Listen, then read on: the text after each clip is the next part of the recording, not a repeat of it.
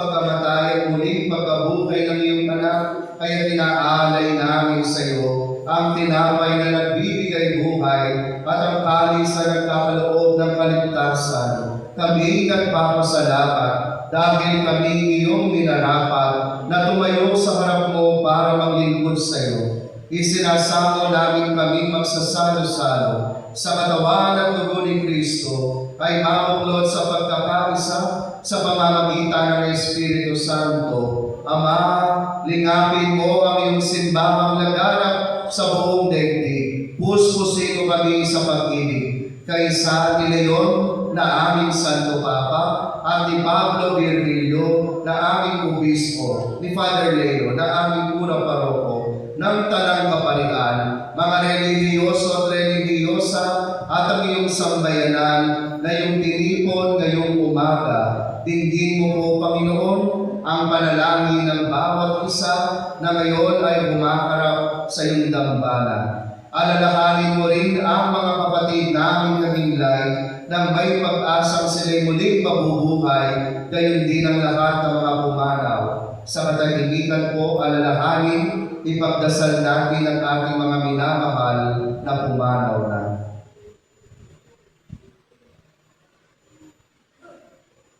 Isama natin sa ating panalangin ang dating Santo Papa Francisco, gayon din ang lahat ng mga kaluluwa sa purgatorio na nakakalimutan na. Kaawaan mo sila at patuloyin sa iyong kaliwanagan.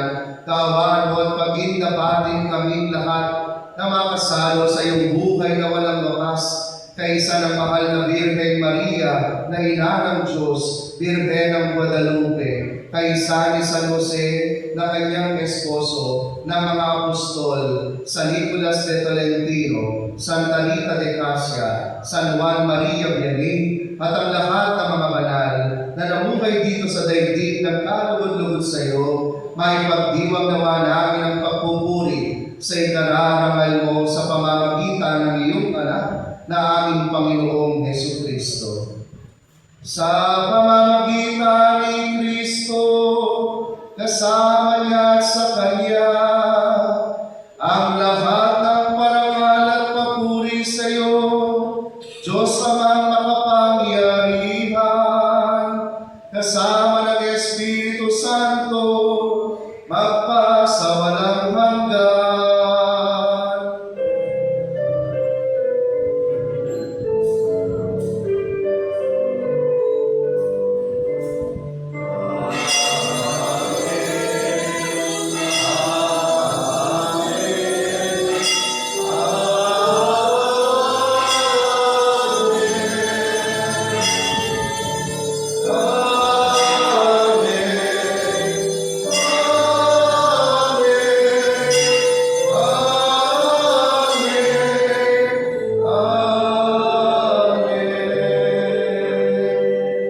Sama-sama po natin dasalin, awitin ang panalangin tinuro ng Panginoong Jesucristo.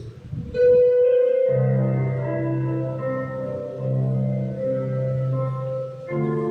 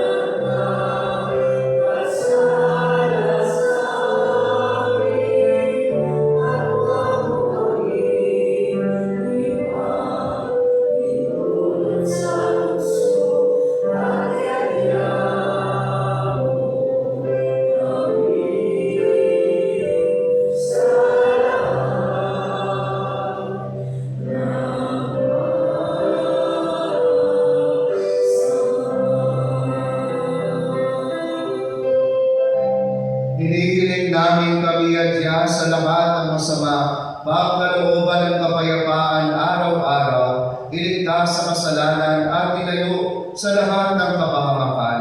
Samantalang aming pinananabikan ang dakilang araw ng pagpapahayag ng tagapagligtas namin si Jesucristo.